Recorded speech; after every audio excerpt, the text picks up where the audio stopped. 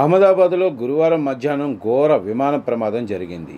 ఇది భారతీయ విమాన ప్రమాదాలలో అగ్రస్థానంలో ఉంది. అంతా బాగుంది, పౌర విమానయాన రంగంలో భారత్ అద్భుతాలు సృష్టిస్తుంది అని అంతా అనుకుంటున్న వేళ అందరినీ వణికించేలాగా ఈ ఘోర కలి చోటు చేసుకుంది అంటున్నారు. ఇదిలా ఉంటే ఎందుకు ఈ విమానం కుప్పకూలింది అన్న దాని మీద ఇంకా పూర్తి వివరాలైతే రావటం లేదు. ప్రాథమిక దర్యాప్తు తర్వాత కొన్ని వాస్తవాలు బయటపడే అవకాశాలున్నాయి. అయితే అంతర్జాతీయ విమానాల విషయంలో అత్యంత కట్టుదిట్టమైన తనిఖీలు, సేఫ్టీ మెజర్స్ విషయంలో 1కి 10 సార్లు చెక్ చేసుకోవాలి అంటున్నారు నిపుణులు. ఇక అహ్మదాబాద్లో ఎయిర్పోర్ట్ నుంచి టేకాఫ్ తీసుకున్న విమానం ఎక్కువసేపు ప్రయాణం చేయలేదు. అలా ఎగిరి ఇలా కుప్పకూలింది. దాంతో ఏమి జరుగుంటుంది, దీని వెనక ఏమైనా కుట్రకోణం ఉందా అన్న చర్చ కూడా సాగుతుంది. సాంకేతిక సమస్యలు ఉన్నట్లయితే ఎయిర్పోర్ట్లో విమానం ల్యాండ్ అయినప్పుడే చెక్ చేస్తున్నప్పుడు కనిపించేవి అని అంటున్నారు. ఏకంగా 9 గంటల పాటు ప్రయాణించాల్సిన అంతర్జాతీయ విమానం ఇది.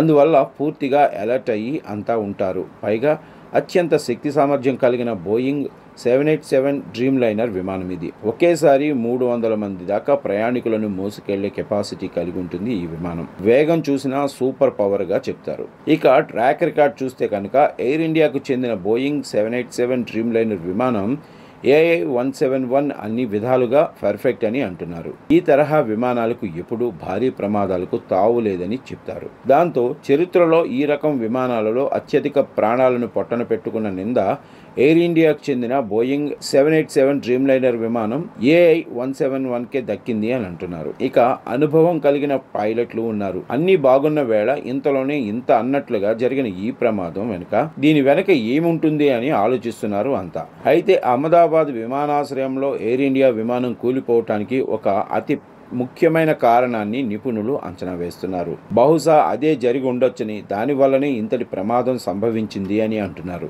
గాలిలో విమానం అతి వేగంతో టేకాఫ్ తీసుకుని దూసుకుని వెళ్తున్న వేళ అనూహ్యంగా పక్షి ఒకటి ఢీకొట్టి ఉంటుందని అనుమానిస్తున్నారు. అలా జరగటం వల్ల, అది కూడా టేకాఫ్లో జరగటం వల్ల ఒక విమానానికి టేకాఫ్ సమయంలో అవసరమైన గరిష్టమైన వేగాన్ని సాధించే సామర్థ్యాన్ని అది అడ్డుకుని ఉండొచ్చని అంటున్నారు. నిజానికి టేకాఫ్ చాలా కీలకం. ఒక్కసారిగా ఆకాశంలోకి దూసుకుని పోవాల్సి ఉంటుంది. ఆ సమయంలో గరిష్ట వేగాన్ని ఏమాత్రం తగ్గించినా అది పెను ప్రమాదానికి దారితీస్తుందని నిపుణులు అంటున్నారు.